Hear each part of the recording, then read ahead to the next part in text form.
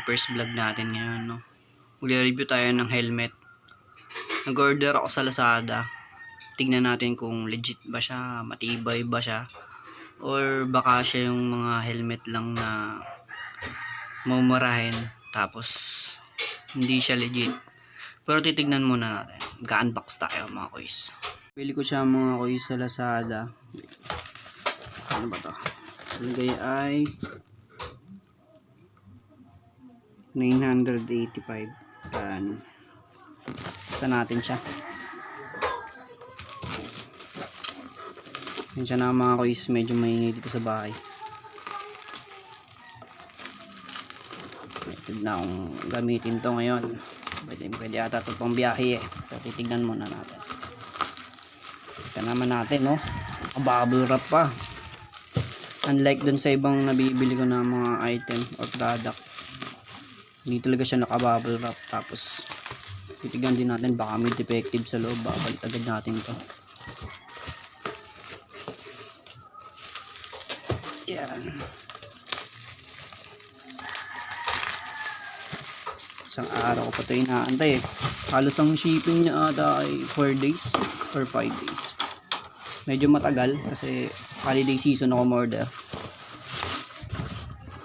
Buksan na natin siya. Hindi mo natin yung bubble wrap. Yan.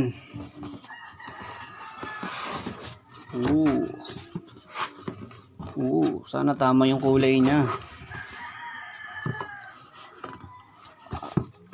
Hindi natin mga kuys. Yan. Ay magaan lang siya mga kuys. Siya ng ibang helmet na mabigat.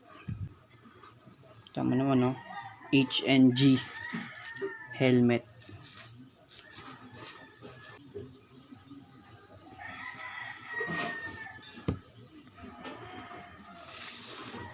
Ganda, matte black. Pwede. May ICC sticker ba siya? Uy, meron din, no? Palagay, oh. Certified product. Tingin ko tatagal naman siya. Medyo manipis pero okay na din. Pang forma din to. So, talagyan natin siya ng maraming sticker para pogi talaga. Ay 855 lang talaga siya. Bali shipping fee lang yung nagpalaki sa kanya. Pero okay na, sulit din. Tignan natin yung loob. Yan ang flash. Sorry mga kuys, medyo maingay talaga dito. Malambot siya, oh. Pwede na itong pang biyahe, pang malayuan, no? Tapos tignan natin kung may defective ba siya sa loob. May himulmol lang na konti, pero basic na lang yan. Okay naman. Tingin ko tatagal siya at least 5 years siguro. Depende sa paggamit.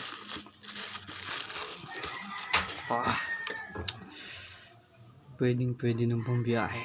Pogi na. Tanong, kasya ba siya sa box? Sa motor box ko. Hindi siya kasya eh. Ulit, tanggalin muna natin yung plastic. Wait lang.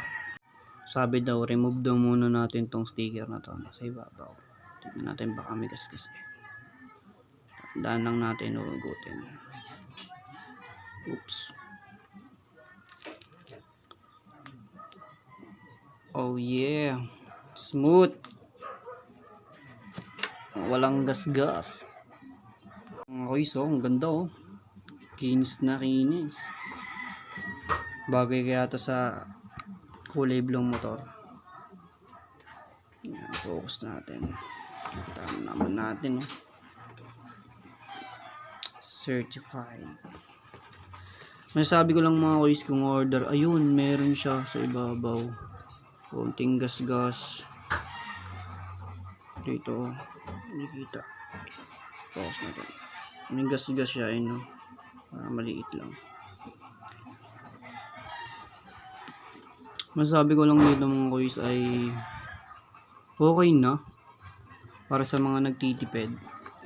Yung link nga pala, lalagay ko dun sa comment. Hindi, sa description. Para kapag gusto nyo umorder or order kayo sa HNG. Ayos, magandang helmet. Tatagal naman to, depende sa paggamit. Maingat din naman ako sa paggamit kaya tatagal to sa akin. Tapos, payo ko lang mga kuys, dapat chat nyo muna yung seller. Baka kasi out of stock sila, yung ibang mabigay sa inyo, ibang kulay. Sabi ko nga, kung walang matte black, sabi ko kahit pink na lang. Pero okay na. Tapos guys,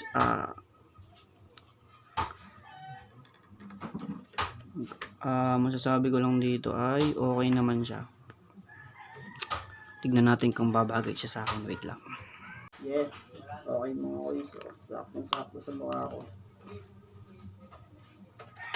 Hindi siya ganun kainit.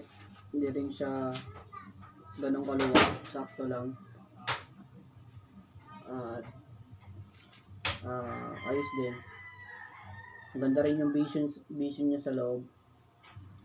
Kaya sabi ko legit. Manual din pala siya. Ayun.